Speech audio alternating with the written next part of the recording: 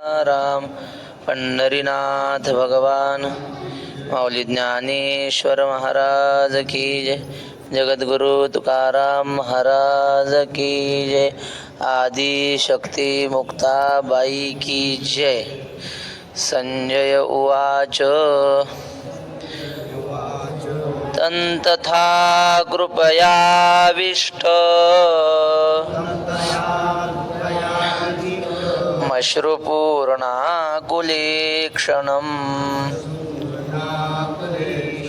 विषीदन्तमिदं वाक्य मुवाच मधुसूदनः. तं तथा कृपयाविष्टम् अश्रुपूर्णाकुलेक्षणम् मधुसूदनः इदं वाक्यम् उवाच. विषीदन्तं मधुसूदनः इदं वाक्यम् उवाच. अशा प्रकारे अत्यंत कारुण्याने व्याप्त झालेला अर्जुन, त्याच्या डोळ्यामध्ये अश्रू आलेले आहेत. अश्रूने डोळे भरून गेलेत. विषीदंतम, अत्यंत दुःख करायला लागला अर्जुन. असा अर्जुनाला पाहून मधुसूदन म्हणजे मधुसूदन श्रीकृष्ण इदम वाक्यम अब्रवीत, अशा प्रकारचे वाक्य उवाच म्हणजे बोलला. आपला आदिशक्ती मुक्ताबाईच्या कृपेने काल प्रथम अध्याय संपूर्ण झाला आणि आज आपण द्वितीय अध्यायाला प्रारंभ करीत आहोत. आणि प्रथम श्लोक आहे. संजय धृतराष्ट्राला सांगतो, महाराज अर्जुन रडायला लागला, अत्यंत व्याकुळ झाला. ज्ञानेश्वर महाराज त्याच्यावर भाष्य करतात. मग संजयो म्हणे राया ते, आईके तो पार्थु तेथे, शोकाकुल रुदना ते करीतो असे. संजय राजा धृतराष्ट्राला म्हणाला, महाराज ऐका, तो अर्जुन अत्यंत शोकाकुल झाला आणि रुदनाते करीतो असे. नुसता शोकाकुल झाला नाही तर रडायला लागला. एखादा माणूस, कोणी समजा स्नेही माणूस मेला तर त्याला वाईट वाटतं. बाया माणसं मोठ्या मोठ्याने रडतात आणि माणूस जर तसा रडायला लागला ना, लोक म्हणतात अरे काय गड्यासारखा गडी राव, रडायला काय झालं तुला, असं म्हणतात. गड्याला मोठ्यानं रडणं शोभत नाही. हा रडायला लागला, बरं साधा गडी काय, जगात गडी फक्त एकच, दोनच म्हणतात, एक घोडा आणि अर्जुन. असा अर्जुन असून रडायला लागला, गड्यासारखा गडी. शोकाकुल रुदना ते करीत वसे, ते कुळ देखोनी समस्त, स्नेह उपनले अद्भुत, तेणे द्रवले असे चित्त कवणे परी. पण तो उगीच रडत नव्हता. कारण काय होतं, सगळं कुळ पाहिलं समोर आणि स्नेह उपनले अद्भुत, आपले सगळे नातेवाईक पाहिले आणि असं अद्भुत स्नेह. अद्भुत म्हणजे काय, न भूतहा इति अद्भुतहा, ह्यापूर्वी कधीच न झालेला असेल तर त्याला अद्भुत म्हणतात. काय अद्भुत मंदिर पाहिलं हो आम्ही. अद्भुत म्हणजे काय, या आधी कधी न पाहिलेलं असं मंदिर पाहिलं. तसं अर्जुनाच्या मनात अशा प्रकारचा मोह कधीच उत्पन्न झाला नव्हता, आता झाला म्हणून अद्भुत म्हटलंय. स्नेह उपनले अद्भुत आणि तेणे द्रवले असे चित्त कवणे परी. आणि त्यामुळं अर्जुनाचं हृदय विरघळून गेलं, चित्त विरघळून गेलं. कशा प्रकारे हो, कसं विरघळून गेलं. मग आता ज्ञानेश्वर महाराजांची पद्धत आहे, समजावून सांगणं ही ज्ञानेश्वर महाराजाची खासियत आहे. एखादा किती अवघड विषय असू द्या, तुम्ही पहा गीतेवर लय टीका आहेत. आता आम्ही एक टीका शिकायलो, समजता समजत नाही डोकं फोडून घ्यायची पाळी. पण ज्ञानेश्वर महाराज एवढं सोपं करून सांगतात. ते आमच्या सर्जेरावला विचारा, तासभर झाला आम्ही वाचतोय, म्हणजे शिकवतात ते महाराज, आम्ही वाचत नाही तरी समजत नाही. गीतेवरची टीका आहे आणि तिकडं माऊलीची टीका वाचायला लागलं. किती सोपं करून सांगितलंय महाराज माऊलीने. बघा, अर्जुनाचं चित्त द्रवीभूत झालं. कसं हो, मीठ पाण्यात टाकल्यावर कसं होतं, विरघळून जातं की नाही. बघा माऊली म्हणतात तसं, जैसे लवण जळे जळंबले ना तरी अभ्र वाते हाले, तैसे सधीर परी विरमले हृदय तयाचे. मीठ पाण्यात टाकल्यावर त्याला काय असं चमच्यानं हलवावं लागतंय का मीठ विरघळावं? 2 मिनिटात पाणी मिठाचं. बर, ना तरी अभ्र वाते हाले, ढग आले आकाशामध्ये आणि वारा आला, ढग किती मोठाले असू द्या ते वारा वाहून नेते त्याला, किंवा छिन्न विच्छिन्न करते ते ढग, असे विरघळून जातात. आपण जर ढगाकडे पाहत राहिलं ना, गडद असतात ढग सुरुवातीला, आणि 5 मिनिटात पाहिलं त्याच्या असं विरघळून जातं तो ढग, इकडं तिकडं होऊन जातं. तसं वाऱ्याने जसं ढग विरघळून जातात, पाण्यात जसं मीठ विरघळतं, तसं अर्जुनाचं अत्यंत सधीर हृदय, सधीर म्हणजे धैर्ययुक्त असलेलं हृदय, परी विरमले हृदय तयाचे, पण त्याचं हृदय सुद्धा विरघळून गेलं. म्हणून कृपा आकळीला दिसतसे अति कोमाईला, जैसा कर्दमे रूपला राजहंस. असं म्हणतात. जगामध्ये माणसांची प्रत्येकाचं चालणं वेगळं असतं. मी आपल्याला सांगितलं होतं मागे, कोणाचं गजगामी म्हणजे हत्तीसारखे चालतात, काही श्वानगामी म्हणजे कुत्र्यासारखे चालतात, असे प्रत्येक, काही मंडूकगामी असतात. मंडूक म्हणजे बेडूक, ते बेडूक जसं उड्या मारत चालतो तसे झटके देत चालतात काही माणसं पायाला, असं प्रत्येकाचं असतं. पण काही मृगगामी म्हणजे हरणासारखी चाल. मग सगळ्यात सुंदर चालणं कोणाचं जगात, तर राजहंसाचे चालणे भूतळी झाले शहाणे. राजहंसासारखं सुंदर कोणाला चालता येत नाही. राजहंस चालायला लागला ना, नुसतं त्याचं रूप तर मोठा असतंच, तो हा राजहंसच येतो, हंसांचा राजाच आहे, पण चालणं असं डौलदार आहे की त्याच्या चालण्याकडेच माणसं पाहून बोलतात. त्याच्यासारखं जगात कोणाला चालता येत नाही असं माऊली म्हणतात. पण असा सुंदर चालणारा राजहंस चिखलामध्ये फसला, त्याला हलता सुद्धा येईना. आता कर्दमी म्हणजे चिखलात फसला. आता त्याचं सौंदर्य कशात आहे? चालण्यात आहे. त्याला जागेवर खायची व्यवस्था केली, पोणे प्यायची, पण त्यात वैभव नाही ना. त्याचं चालणं हे त्याच्या जीवनाची शोभा आहे. एका सुंदर मृदंगाचार्य आहे आणि अपघात झाला आणि त्याचा उजवा हातच तुटला. आता काय करणार? शरीर चांगलं आहे हो, पण त्याला वाजवण्यात त्याचं सौंदर्य आहे ना. मग आता काय करता? संपलं ना. पैलवान आहे, घडलेलं सांगतो, आमचा मित्र एक पैलवान, आणि त्याला करंट लागला आणि त्याचे दोन्ही हात तुटले. इथं खेड तालुका गाजवला होता त्याने. पैलवान मांजरे आडनाव त्याचं, यूट्यूबला आहे बघा त्याचं. तर ते एवढा मोठा पैलवान, पण हात तुटले. आता कसं कुस्ती खेळता येईल? संपलं ना वैभव. तर राजहंस आहे, जगात चालणं सुंदर आहे, पण फसला ना चिखलात. मग आता तो राजहंस असा, त्याचा तो चेहरा पडून जातो. तो राजहंस जसा चिखलात फसलेला दिसतो ना, तसा अर्जुन मोहामध्ये फसलेला दिसतोय असं माऊली म्हणतात बघा. म्हणून कृपा आकळीला दिसतसे अति कोमाईला, म्हणजे अत्यंत म्लान अर्जुनाचा चेहरा पडलेला दिसू लागला, जसा चिखलात रुजलेला राजहंस दिसतो. असं तया परी तो पंडुकुमरू महामोही अति जर्जरू, देखोनी श्री शारंग धरू काय बोली. अशा प्रकारे तो पंडुकुमरू म्हणजे पंडू राजाचा मुलगा अर्जुन महामोहाने अत्यंत ग्रस्त झालेला पाहून शारंग धरू काय बोले. ते अर्जुन रुसला म्हणजे रडायला लागला, मोहित झाला, ते द्या सोडून. आता शारंग धरू काय बोले ते ऐका, ते आपल्या महत्वाचं आहे की नाही. अर्जुनाला मोह झाला, ते त्या निमित्ताने आपल्याला जेवण हे भेटणार आहे, अमृत. त्याच्याकडे आपण पाहू. श्री भगवान वाच कुतस्त्वा कश्मलमिदं विषमे समुपस्थितम् अनार्यजुष्टमस्वर्ग्य मकीर्तिकरमर्जुन.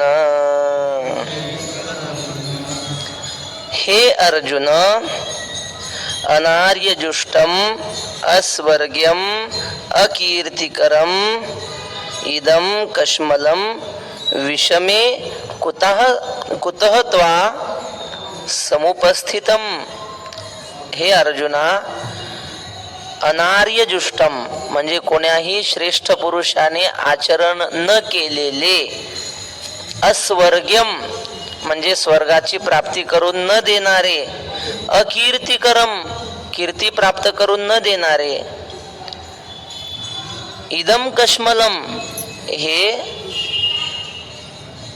ही दया, हे वाईट विचार, कुतः त्वाम समुपस्थितम कसे काय कुठून तुझ्या मनात आले रे, असं देव अर्जुनाला म्हणायला लागला.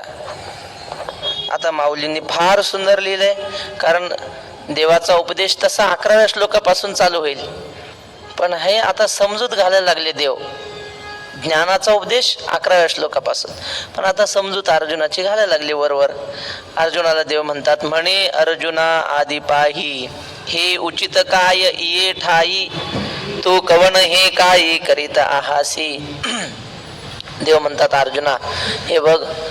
अर्जुनाने पहिल्या अध्यायाच्या शेवटी आपण पाहिलं, अर्जुन म्हणतो हे जर मेले तर ह्यांना पिंडदान कोण करील, यांची मुलं बाळ मरणार आहेत, हे मरणार, मग यांना नरकाला जावं लागेल.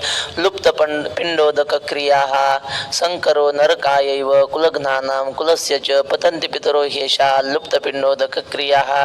बर, अरे अर्जुन म्हणतो देवा, आम्ही कधी मुंगी मारण्याचं विनाकारण मुंगी मारत नाही, तर हे विनाकारण क्षत्रियांना कसं मारू आमच्या पूर्वजांना. हे सगळे दया दाखवतोय अर्जुन. दया दाखवणं वाईट आहे का चांगलं आहे हो? तुलसीदास महाराज म्हणतात, धर्म म्हणजे काय? दया धर्म का मूल है, पाप मूल अभिमान, तुलसी दयान छोड़िए, जब लग तन में प्राण, जब लग तन में प्राण. तुलसीदास महाराज म्हणतात, दया धर्म का मूल है, सगळ्या धर्माचं मूल म्हणजे दया, आणि पाप मूल अभिमान. दया दाखवणं चांगलं आहे का वाईट? चांगलं आहे. मग अर्जुन दयाच दाखवतोय ना. पण ज्ञानेश्वर महाराज म्हणतात, ती दया दाखवणं चांगलं आहे, पण ये ठाई नाही, या ठिकाणी नाही. दया दाखवणं वाईट कोण म्हणतं? पण ही जागा नाही ना ते दाखवण्याची. जागेला काही महत्व आहे की नाही? वेळेला आम्ही संस्थेमध्ये होतो आणि आमचे गुरु महाराज, संध्याकाळचा स्वयंपाकाची लगबग चालू होती. सगळी पोरं, काही कोणी चपात्या करतंय, कोणी भाजी करतंय. जोग महाराज संस्थेत. आमचे गुरु महाराज असे दारात उभे, अरे हे कर ते कर, त्याला असं सांगत होते. आणि मी गेलो आणि त्यांच्या पाया पडलो. आता कधी न रागवणारे, कळतं का म्हणले तुला काय चाललंय इथं? पाया पडणं वाईट आहे का? चांगलंय, पण ही वेळ नाही ना पाया पडायची. इथं स्वयंपाकाची लगबग चालून मध्येच पाया पडणं चांगलं, पण अशा वेळी नाही. तसं किंवा श्री गुरु चैतन्य महाराज सांगतात, ते म्हणले मला मुंबईला कीर्तन होतं म्हणले रात्री, काय असेल समजा 7 ते 9 मुंबईला, आणि दुसऱ्या दिवशी नागपूरला काल्याचं कीर्तन 10 ते 12. आता रात्रीचा प्रवास करायचा रेल्वेने, आणि गाडी होती म्हणले समजा 9:30ला गाडी होती मुंबईहून रेल्वे नागपूरला जायला. मग आता कीर्तनाच्या ठिकाणाहून रेल्वे स्टेशनला यायला बरोबर अर्धा तास लागणार होता. त्यामुळं म्हणले मी कीर्तन 8:45ला सोडलं, 15 मिनिटात सगळं आवराआवर केली, रिक्षामध्ये बसलो आणि 9:30ला 5 मिनिटं कमी असताना स्टेशनवर आलो. बुकिंग केलेली होती, तिकीट होतं हातात, पण आता स्टेशनला पोहोचायलाच 9:30ला 5 कमी झालेत. आणि किती मिनिटं राहिले गाडीत बसायला? आता 5 मिनिटं राहिले, आणि 5 मिनिटात बरोबर 9:30ला गाडी हलणार. मग आता ते जिन्यावरून चढायचं, प्लॅटफॉर्म शोधायचा, तिथं डब्बा शोधायचा, सीट शोधायचं आणि गाडीत बसायचं, एवढी कामं राहिलीत. आणि वेळ किती? घाई रिक्षातून उतरलो, धावतच जिन्यावर चढलो, जिन्यावरून खाली उतरलो, प्लॅटफॉर्मवर आलो. गाडी दिसली, पण गाडी हळूहळू हलू लागली. सुरू झाली होती गाडी. आणि मग म्हणले गाडीसोबत मी पळायला लागलो, कारण तो डबा आपला डबा शोधायचा आहे. आणि तेवढ्यात एका माणसाने पाहिलं, चैतन्य महाराज दिसतात. तो आला आणि पाया पडला. म्हणलं महाराज माझी एक शंका आहे, विचारू का? लवकर विचारा म्हणले, माझी गाडी चालली. म्हणले मन कसं शांत करावं सांगा. आता महाराज म्हणले, आता मन कसं शांत करावं ही सांगायची वेळ आहे का? आता हे प्रश्न चुकीचा नाही. बरं, ज्यांना विचारलं ती योग्य व्यक्ती आहे. ज्यानं विचारलं तोही योग्य आहे प्रश्न, पण जागा नाही ना, वेळ योग्य नाही ना. तसं ज्ञानेश्वर महाराज म्हणतात, हे उचित काय ये ठाई, या ठिकाणी हे योग्य आहे का सांग. उचित काय ये ठाई, तू कवण आणि हे काही करीता असे, तू कोण आहेस आणि हे काय करतोस हे बघ. दया साधूने दाखवावी महाराज. साधू असेल, तू साधू आहे का? हातात युद्धाला हे घेतलंय, धनुष्य घेतलंय, तू काय आता ध्यान करायला बसलेला साधू आहेस की काय? तू कोण आहेस याचा विचार कर. तू जर ह्यांना मारलं नाही ना, हे हजारो चांगल्या सद्ग्रहस्थांना सज्जनांना त्रास देतील हे कौरव, याचा विचार कर ना. तू कवण हे काही करीता अशी. एक घडलेलं तुम्हाला सांगतो. स्वातंत्र्यवीर सावरकर होते आणि त्यांना ते अंदमानमध्ये अटक झाली. काळ्या पाण्याची शिक्षा म्हणायची त्याला. अंदमानची शिक्षा फार कठीण. दिवसभर कोलू फिरवावं लागायचं, ते नारळाचं तेल काढावं लागायचं, बैलापेक्षा जास्त कठीण काम. आणि मग तिथं बरेच ब्राह्मण कैदी होते, क्रांतिकारक, बरेच सगळ्या जातीचे क्रांतिकारक होते तिथं अटक इंग्रजांनी केलेले. त्यात काही ब्राह्मणाचे होते, त्यांच्या गळ्यात जानवे. आता ते ब्राह्मणाला दुसऱ्याच्या हातचं चालत नाही, मग ते काय करायचे, जेलमध्ये थोडा वेगळा स्वयंपाक त्यांच्यासाठी करायचे. मग त्यात काही मुसलमानही होते कैदी, आणि ते त्यांच्या रक्तातच त्रास द्यायचा. मग ते त्यांचा स्वयंपाक झाला ब्राह्मणाचा की मुसलमान जाऊन काय करायचे, त्याच्या स्वयंपाकाला हात लावायचे. आणि ते खात नव्हते ना, त्यांनी शिवलं म्हणल्यावर आपण खाणार नाही, असं बऱ्याच वेळा झालं. मग त्यांच्यातले ब्राह्मणातले मुख्य होते सावरकर.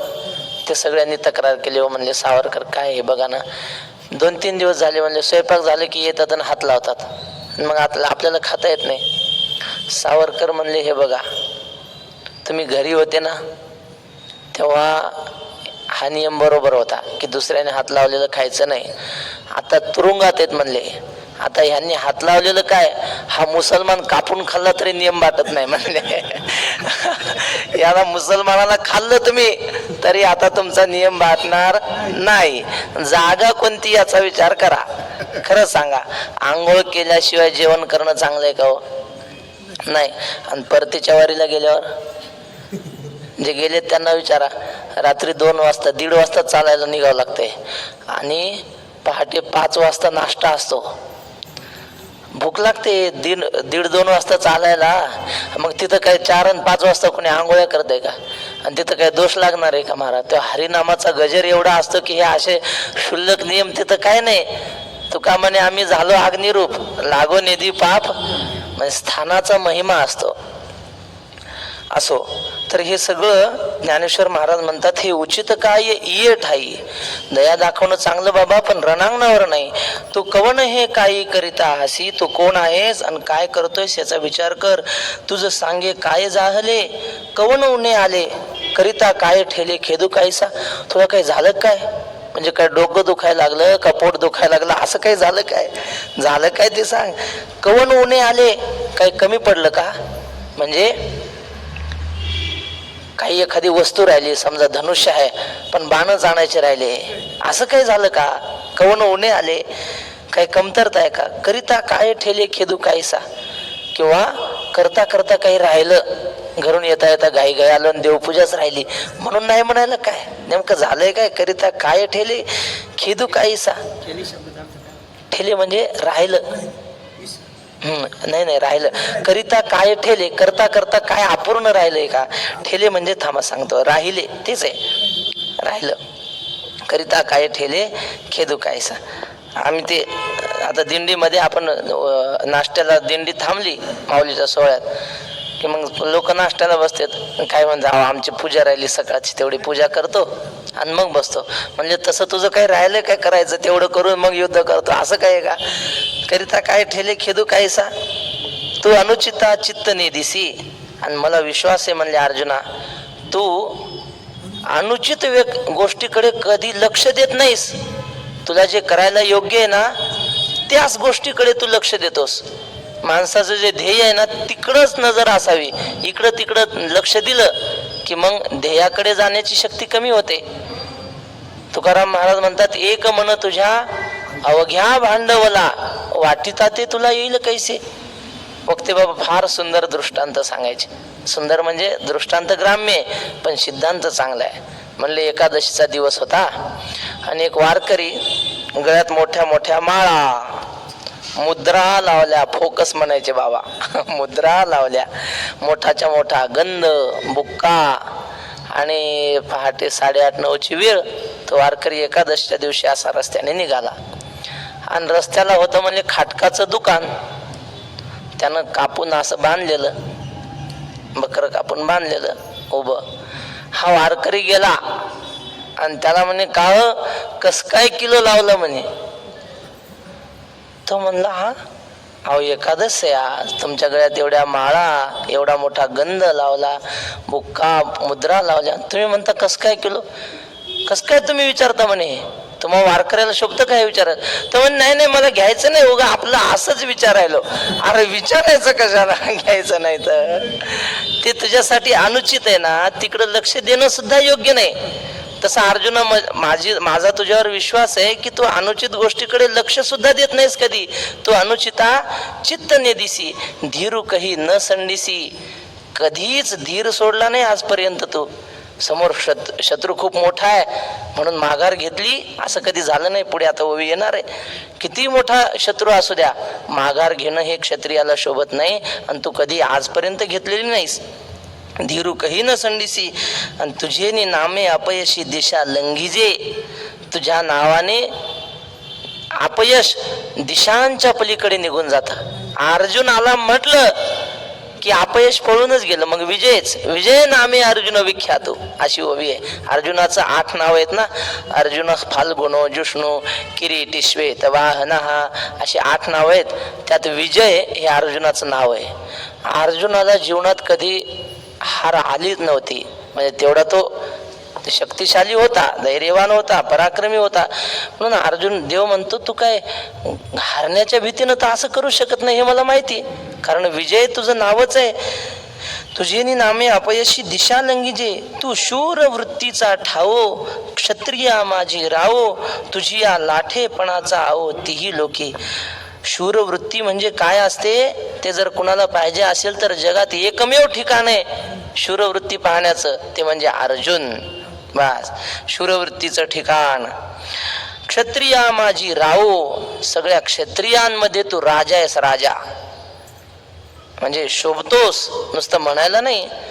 पराक्रमी अर्जुन. राम ते म्हटले ना असं, झाले तर बहु होतीलही बहु पर या सम, हा मोरोपंतांचं काव्य अर्जुनाविषयी. इथून आधी खूप योद्धे झाले असतील आणि पुढे होतीलही, पण म्हणले अर्जुनासारखा योद्धा अर्जुनच वैकुंठवासी वक्ते बाबा म्हणायचे. एकनाथ महाराज देगलूरकर होते, म्हणजे श्री गुरु चंद्रशेखर महाराज यांचे तीर्थरूप वडील. तर बाबा म्हटले संप्रदायात त्यांच्यासारखा विद्वान नव्हता.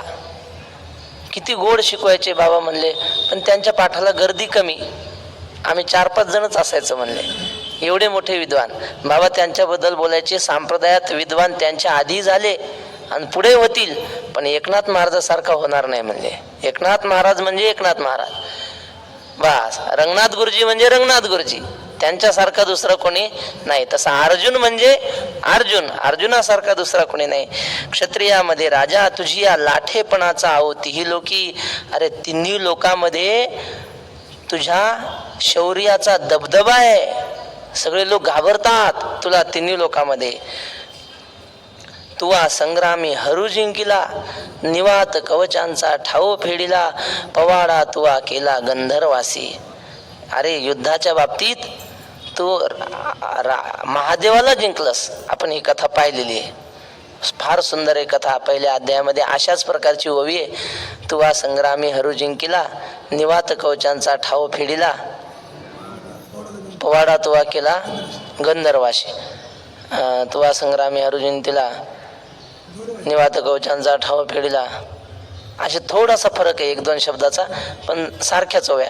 तर तू संग्रामामध्ये महादेवाला जिंकलेले असे कौरव काय आहे? महादेव म्हणजे सब देवन का बाबा आहे की नाही, सगळ्यात मोठा कोण, म्हणून नावच आहे ना महादेव. एक म्हटला सगळ्यात मोठं कोण हो जगात, म्हणले पृथ्वी बडी. अरे म्हणलं पृथ्वी काय की बडी, वो तो शेष के माथे पे खडी. पृथ्वी कशाची? तिथं शेषाच्या माथ्यावर आहे. बर, मग म्हणले शेष बडा. शेष काय का बडा? हो तो महादेव के गले में पडा म्हणजे. मग आता मोठं कोण झालं? पुढे आहे, पण आपल्याला इथं एवढंच पाहिजे. आपल्याला महादेवालाच मोठं करायचं, पुढे साधू थोर जाणार, साधूला मोठं करायचं.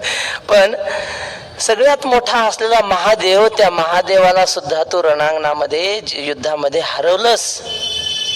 आणि निवात कवच नावाचे दैत्य कोणी ते देवादिकांना त्रास देत होते, त्यांचा नायनाट केला, समूळ नायनाट केला. त्यांचा आश्रयासहित त्यांना संपवलं, मागमूस संपवला, ठाऊ फेडीला म्हणजे त्यांचं राहण्याचं ठिकाण सुद्धा संपवलं. आणि पवाडा तुवा केला गंधर्वासी. छत्रपती शिवाजी महाराजांचे पवाडे गातात की नाही? तपावर थाप तुंतुण्याची आहे ना, शाहीर हा महाराष्ट्राचा पाठ, शिवरायाचे गात गुणगान जी जी आहे ना, असं याला काय म्हणतात? पोवाडा. पोवाडा म्हणजे काय? थोर शूरवीरांचे म्हणजे पराक्रमाचे गीत गाणे याला पोवाडे म्हणतात. तसं अर्जुना, तुझे पोवाडे हे काही साधी लोक गात नाहीत, ते स्वर्गातले कोण? गंधर्व गातात. गंधर्व इंद्रादिकांची सभा भरते आणि त्यांच्या सभेमध्ये पोवाडे गातात तुझ्या पराक्रमाचे, देवादिक ऐकतात. आणि तू अर्जुन माघार घ्यायला लागलास. असा अर्जुन म्हणजे भगवान श्रीकृष्ण अर्जुनाला प्रेरणा देतात. एखादा घाबरला म्हणजे अशा घाबरलेल्या व्यक्तीला जर प्रेरणा देणारा कोणी भेटला ना, त्याला 1000 हत्तीचं बळ येतं महाराज. सीता मातेला रावणाने पळवून नेलं आणि कळालं की लंकेत सीता आहे, ती ह्या दिशेला आहे, पण तिचा शोध लावायचा, कुठं आहे, कशी आहे, लंकेतच आहे का. मग आता सगळे वानर बसले, तो जांबुवंत, अजून कोणते हनुमान होते, सगळे होते. आता जायचंय लंकेत, किती योजना आहे, काय असेल ते 100 योजना, 100 योजनेत ना, 100 योजने लंका आहे. कोण जाईल रे? हे कुठला? तर म्हटलं मी जातो, पण एवढं नाही, 50 योजना जाऊ शकतो. मग म्हणले 50 योजना जाऊन काय समुद्रात बुडून मरायचं का? समुद्रच येतो. एक म्हणला मी 100 योजना जाऊ शकतो, पण मग डिझेल संपते आमचं, तिकडे गेले की पुन्हा मागे यायची ताकद नाही. दुसरा म्हणे असं अर्ध्यात जातो, कोणी म्हणे जातो, कोणी म्हणे जाऊन येतो, पण मग आल्यावर संपला, आमची शक्ती संपली, मग आम्ही मरणार. आता कुणीच जाईना, काय करणार? मारुतराव असे बसले होते निवांत एका बाजूला. त्या जांबुवंतानं विचार केला, हे निवांत बसले म्हणले, सगळ्यात ताकदवंत हे, पण हे जातोय म्हणा, जाऊन येतोय म्हणा. पण जांबुवंताला माहित होतं याच्याकडे शक्ती आहे ना, हा जाऊन येऊ शकतो, सगळं करू शकतो. जांबुवंताने मारुतीला जवळ घेतलं, सगळ्याच्या पुढे उभं केलं. म्हणले मारुती, तू करू शकतोस हे? नाही बा, आपलं काय, मला तर काय, म्हणजे तुमचा सेवक. नाही नाही म्हणले, अरे तू जन्माला आला होता, आल्या बरोबर सूर्याला गिळायला निघालास, आहे की नाही? आहे ना, ते सुवरच्या नामे स्वर्गीची देवांगना, ब्रह्मशापे जाणा घारी झाली. आणि मग त्या अभंगात, हनुमान जन्माच्या अभंगात आहे बघा, आणि मग ते सूर्याला गिळायला गेला मारुती. आता सूर्याचं पृथ्वीच्या अंतरापेक्षा तर लंकेचं अंतर जवळ आहे की नाही? असं समजून सांगितल्यावर अर्जुन त्याला ट्यूब पेटली, त्याची जागा झाला मारुती. अरे हो, आणि तेव्हा तर आपण लहान होतो ना, काहीच नव्हतं, आता एवढे शक्तिमान. आणि असं करून अर्जुन, त्या जांबुवंताने मारुतीरायाच्या मनातली शक्ती जागी केली. आणि मग काय महाराज, जय श्रीराम म्हणले, उडी जी मारली ते लंकेत नाही, पड लंकेत गेले. लंकेच्या पलीकडे दुसरी लंका होती, त्याच्यातच जाऊन.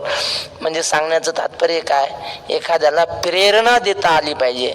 वैकुंठवासी वक्ते आबा तसेच होते महाराज. बाबा म्हणायचे, आमच्यापाशी फक्त जिवंत माणूस आणून बसवा, आम्ही त्याला विचारसागर शिकवू. फक्त तो जिवंत पाहिजे, पण किती निर्बुद्ध असू द्या, फक्त तो मेलेला नसला पाहिजे. एवढं त्यांच्याकडे शक्ती होती की कुणालाही समजून सांगायची, कुणालाही प्रेरणा द्यायची. मग अशा प्रकारे अर्जुनाला म्हणजे त्या रडणाऱ्या मोहाने व्याकुळ झालेल्या अर्जुनाला भगवान श्रीकृष्ण जाग करायला लागले. तू साधा नाहीस बाबा, तू कोण आहेस? पाहता तुझे निपाडे दिसे त्रैलोक्य ही थोकडे ऐसे पौरुषत्व चोखडे पार्था तुझे. अर्जुना, अरे तुझे निपाडे म्हणजे तुझ्या बरोबरीनं तुझी तुलना जर केली तर त्रैलोक्य ही थोकडे. तुझ्या पराक्रमासमोर त्रैलोक्यातला कोणाचाच पराक्रम बरोबरीला नाही. तुकिता तुलनेशी ब्रह्म तुकासी आले असं म्हटलं की नाही. तुकोबऱ्याची तुलना केली तर ब्रह्म तुकासी आले. तर तुझी तुलना जर करायची पाहिली कोणाच्या पराक्रमासोबत तर कोणाच्याही सोबत होणार नाही. त्रैलोक्य तुझ्या पुढं फिक आहे. तो तू की आजी येथे सांडून या वीर वृत्ती ते अधोमुख रुदनाते करीतो हासी. तो अर्जुना तू वीर वृत्तीला सोडून खाली मान घालून रडत बसलास. शोभते काय तुला. विचारी तू अर्जुनो की कारुण्य की जशी दिनो सांगपा अंधकारे भ्रानू ग्रासीला आधी. विचार कर, तू अर्जुन आहेस अर्जुन. विचारी तू अर्जुनो की कारुण्य की जशी दिनो, कारुण्याने तुला दिन करावं काय अर्जुना. सांगपा अंधकारे भानू ग्रासीला आधी. सांग बरं अर्जुना, अंधाराने सूर्याला कधी गिळलंय का हो. शक्य नाही. सूर्य अंधारा लागी रिगो का भलतीये सुरंगी परी तो तयाची भागी नाहीची जेवी. ज्ञानेश्वर महाराज म्हणतात. लोक म्हणायचे लय अंधारे लय अंधारे. सूर्याला कोणतरी सांगितलं, अहो म्हणले अंधार लय काळा कुट्टा असतो. बर, सूर्य म्हणलं कसं काय असतो, मला पाहायला भेटेल का हो म्हणले. मग आता सूर्य निघाला अंधार पाहायला. कुठं पाहता, बोगद्यात आहे म्हणले. बोगद्यात जा. सूर्य गेला बोगद्यात. कशाला, अंधार पाहायला. दिसल की नाही. हा, जिथं सूर्य गेला तिथं अंधार राहत नाही. सूर्य अंधाराला गिळून टाकतो. पण देव म्हटले अर्जुना तू असं केलंस, अंधारानं सूर्याला गिळलं. असं झालं तुझं वागणं आहे. बघा, सांग पा अंधकारे भानुग्रासीला आधी. अंधार कधी सूर्याला गिळतोय का अर्जुना. पण तू ते खरं करून दाखवायला लागलास बाबा. ना तरी पवनु मेघासी बिहे की अमृतासी मरण आहे. पाहे पा इंधनाची गिळवणी जाये पाव खाते. वारा ढगांना घाबरतो का हो. ढग वाऱ्याला घाबरतात. ढग म्हणतात हे जर आलं तर आम्हाला चिंग चिंग चिंगाट पळून जावं लागतंय. आहे की नाही. हा वैद्य महाराज म्हणायचे चिंग चिंग चिंगाट. पण ते मध्ये दुसरा सिनेमा आल्यामुळं ते जरा बदनाम झालं वाक्य. लोकांना वाटतं ते जाऊ द्या. असं तर हे वारा कधी मेघांना घाबरत नाही, ढग वाऱ्याला घाबरतात. बर, पवन मेघासी बिहे की अमृतासी मरण आहे. हे सगळे प्रश्न आहेत. अमृताला कधी मरण आहे का. अमृत मरू शकत नाही. पाहे पा इंधनाची गिळवणी जाये पावकाते. अग्नी लाकडांना खातो की लाकडच अग्नीला गिळून घेतात. अग्नी लाकडांना खातो. काही टाका अग्नीमध्ये, अग्नी जळून भस्म करते. पण तू उलट केलं, अग्नीलाच लाकडांनी खाल्लं. अशासारखं तू करायला लागलास. बर, की पाहे पाय इंधनाची गिळवणी जाये पावकाते. की लवणेची जळ विरे संसर्गे काळकूट मरे. सांग पा महाफणी दरदुरे गिळीजे काही. म्हणजे मीठ पाण्यात विरघळतं का पाणी मिठात विरघळतं. मीठ पाण्यात विरघळतं ना. पण तू उलट केलं. म्हणजे जणू काही पाणीच मिठात विरघळायला लागलं. असं व्हायला लागलं. ते उलट झालं. लवणीची जळ विरे संसर्गे काळकूट मरे. त्या संसर्गजन्य रोग असतात काही. त्या काळकूट प्यायची गरज नाही. काळकूट एवढं जहाल विषय. त्याचा नुसता सुगंध जरी आला तरी, सुगंध नाही हो, त्याचा वास जरी आला तरी माणूस मरून जाईल. असं ते काळकूट विषय असतं. पण अशा काळकूटाला कुणाचा तरी संसर्ग झाला आणि काळकूट मेलं. असं झालंय म्हणले. उलट झालंय सगळं. संसर्ग काळकूट मरे. सांग पा महाफणी दरदुरे गिळीजे काही. महाफणी म्हणजे मोठा नाग. बेडूक गिळू शकतं का नागाला. नाही गिळू शकत महाराज. दर साप बेडकाला गिळेल. पण काय करावं अर्जुना. सिंहाशी झोंबे कोल्हा ऐसा पाडू आथिके जाहला. परी तो त्वासाच केला. किती दृष्टांत देतात माऊली. परी तो त्वासाच केला आजी येथ. सिंहाला कोल्हे सिंहाशी युद्ध करू शकतात का रे. नाही करू शकत. केलं तर पहिल्या नाश्त्यालाच कोल्हा संपला म्हणायचं. पण मग आता असं केलंय तो, ते सांगतात ना काहीतरी, शिव झोपला होता आणि ते उंदीर आला आणि आता मला आठवत नाही. हा, शाळेत काहीतरी होतं ते. हा मग सिद्धांत काय पुढं? हा, जाऊ दे, काय असेल ते असेल. पण मला हे सहज शिवाचं नाव आलं म्हणून आठवलं ते. तर शिवासोबत कोल्हा कधी युद्ध करू शकत नाही, आणि केलं तर संपल्याशिवाय राहणार नाही. शिवाला कोल्ह्याचा त्रास नाही होऊ शकत. म्हणजे कोल्ह्याला शिव घाबरणार नाही, पण तू घाबरायला लागला ना, तू शिव आहेस आणि हे सगळे कोल्हे आहेत रे. तावत गर्जंती शास्त्राणी जम्बुका विपिने यथा न गर्जंती महाशक्तीर यावत वेदांत केसरी, असा श्लोक आहे. म्हणजे हे बाकीचे कोल्हे कुठपर्यंत ओरडतात? न गर्जंती महाशक्तीर यावत वेदांत केसरी. ते सिद्धांत सोडून द्या, पण त्यातला दृष्टांत असा आहे की शिवाची गर्जना झाली की कोल्हे सगळे पळून जातात. वा, माऊलींचा अभंग आहे. आणि तुकोबाऱ्यांचा असाच अभंग आहे. जववरी रे तववरी जम्बूक करी गर्जना, त्या पंचानना देखील नाही. कोल्हे ओरडतात. काय ओरडतात महाराज? 2 किलोमीटर जरी असले रात्री, गावात आवाज येते शेतातल्या कोल्ह्याचा, किती ओरडतात. आणि शिवाची गर्जना ऐकल्यावर चिडी चुप, शांत वातावरण. राऊत बाबा आल्यावर लोक कसे शांत, यायच्या आधी बडबड बडबड चालू आहे. बाबा आले की चिडी चुप. बा, तसं शिव आला की सगळे पळून जातात. आणि अशा म्हणले यांना तू घाबरतोस, तरी तो त्रासाच केला आजी इथं, म्हणते तू खरं करून दाखवलंस. म्हणून अजूनही अर्जुना जणे चित्त देसी या हिना, वेगी धीर करून या मना सावध होई. बस अर्जुना, आता वेळ संपत आली. काय अजूनही अर्जुना जणे चित्त देसी, अजून वेळ गेलेली नाही. यांच्याकडे लक्ष देऊ नको, मोहाविष्ट होऊ नको. वेगी धीर करून मना सावध होई, लवकरात लवकर मनाला धैर्य दे आणि सावध हो. आता फार महत्वाची ओवी. सांडी हे मूर्खपण उठी घे धनुष्य बाण, संग्रामी हे कवण कारुण्य तुझे. अर्जुना, हे मूर्खपणा सोडून दे, उठ आणि धनुष्यबाण हातात घे. हा बसला होता ना खाली, उडी टाकली रथाच्या खाली, खाली बसला आपला मरगळल्यासारखा. उठ म्हटले, हातात धनुष्य घे. संग्रामी हे कवण कारुण्य तुझे, संग्रामात काय तुला करुणा निर्माण झाली रे. हा गा तू जाणता तरी न विचारीसी का आता, सांगे झुंजा वेळे सदैता उचित काही. अर्जुना, तू जाणतायस ना, तुला सगळे जाणता म्हणतात ना. बर, एवढं तर कळाय पाहिजे आपण कोणासोबत राहतो. जगात सगळ्यात जाणता कोण? देव आहे की नाही? देव जाणता, देव जाणता. बस, तुकोबारांनी म्हटलं ना, देव शहाणा आहे. आणि अशा शहाणे माझ्यासोबत तू राहतोस म्हणजे तू मूर्ख नाही ना. समानशीले व्यसनेषु सख्यम. आपण दोघं जाणते होत आणि तू स्वतःला शहाणा म्हणून घेतो. मोठ्या महाराजासोबत राहिलं की लोक त्याला मोठं समजतात, तसं तुला लोक जाणतं म्हणतात ना. मग निदान त्याचा तरी विचार कर, आपण शहाणे आहोत की नाही याचा तरी विचार कर. शहाणा आहेस तू अर्जुना, तू जाणता तरी न विचारीसी का आता, याचा विचार करत नाही. सांगे झुंजा वेळी सदैता उचित काही. झुंजण्याच्या वेळी, लढाईच्या वेळी सदैता उचित असते का सांग. श्लोकात आहे अनार्य जुष्टम.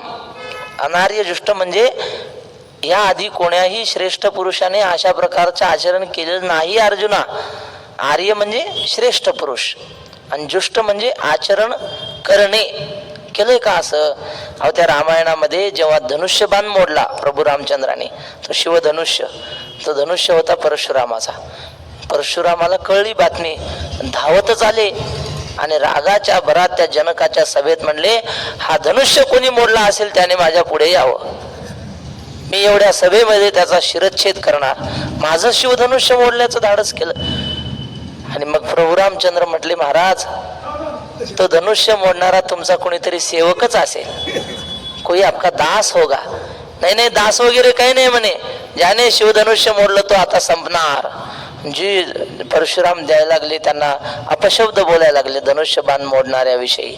प्रभू रामचंद्र शांत होते, पण लक्ष्मणाला कुठं धीर नव्हतं. लक्ष्मण म्हटलं, दादा आता मला पुढे झाल्याशिवाय जमणार नाही. लक्ष्मण पुढे आले. लक्ष्मण म्हटले, काय बोलताय म्हणले महाराज, असे धनुष्य आम्ही लहानपणी खेळता खेळता किती मोडले म्हणे, याचं काय कौतुक घेऊन बसले. अरे म्हणले, तुला कळतं का, हा शिवधनुष्य आहे, साधा धनुष्य नाही. म्हणले, असेल शिवधनुष्य, मग त्याला काय म्हणले, एवढं तुम्हाला राग येण्याचं कारण काय. असं बोलल्यावर परशुराम रागावले. म्हटले, ये बच्चा अपनी माँ की कोख खाली करना चाहता है. डोक महाराज त्यांच्या रामायणात म्हणले, हे पोरग आपल्या आईच म्हणजे आपल्या आईची कुस रिकामी करण्याचा विचार करते, हे मरणार पोरग. असं म्हटलं. ते क्षत्रिय होता ना. ते लक्ष्मण म्हटला, महाराज तुम्ही ब्राह्मण आहेत म्हणून आम्ही अजून शांत आहेत. तुम्हाला जर आमची ताकद पाहिजे असेल तर गळ्यातलं जानवं काढा, कपाळाचा गंध मोडा आणि मग बोला, मग दाखवतो म्हणे. अगर तुम्हें देखना है परशुराम तो जनवा निकालो, तिलक मिटा दो और बाद में परशु दिखाओ, तब पता चलेगा सुमित्रा माँ के दूध में कितनी ताकत. देव म्हणतात, अर्जुना रामायण ऐकलंस ना, तिथं कधी माघार घेतली का. परशुराम 21 वेळा निक्षत्रिय पृथ्वी केली होती आणि त्यांना सुद्धा ललकारलं एकट्या लक्ष्मणाने. तिथं लक्ष्मणाने माघार घेतली होती का. मग सांग बरं, हे सगळे ज्येष्ठ श्रेष्ठ पुरुषांनी केलेलं आचरण तुला माहिती आहे ना, मग असं तू का करतोस, तू का माघार घेतोस. जाऊ दे लक्ष्मणाचं रामायणातलं.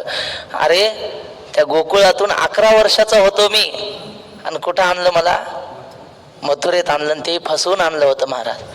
आणि भर सभेमध्ये किती मोठे पैलवान ते राक्षस, हा चानूर, मुष्टिक, मोठा तो कुवलया पीड नावाचा हत्ती, सगळ्या जणांनी आक्रमण केलं. आणि मी किती वर्षाचा होतो, पण सगळ्यांचा नायनाट केला का नाही, आहे ना. 11 वर्षाचा मी एकटा लढलो सगळ्यांशी. बलराम दादा सोबतीला होते, पण मुख्य कर्तृत्व कुणाचं, श्रीकृष्णाचं. मी माघार घेतली का रे. मग तुला हे सगळं आमचं दिसतंय ना, तू का माघार घेतोस. अनार्य दृष्टम अस्वर्ग्यम, म्हणजे हा गा तू जाणता तरी न विचारीसी का. आता तू हा विचार का करत नाहीस. जाणता असून सांगे झुंजा वेळे सदयता उचित काही, लढण्याच्या वेळी दया दाखवणं योग्य असतं का. हे असती हे कीर्तीसी नाशू आणि पारत्रिकासी अपभ्रंशू, म्हणे जगन्यवासू अर्जुना ते. देव म्हणतात, अर्जुना तुझी जी आता कीर्ती झालेली आहे, कीर्ती कशी झालेली आहे की अर्जुनासारखा धनुर्धारी दुसरा कोणी नाही, अशी सगळीकडे कीर्ती होती महाराज. म्हणून तर दुर्योधन घाबरत होता.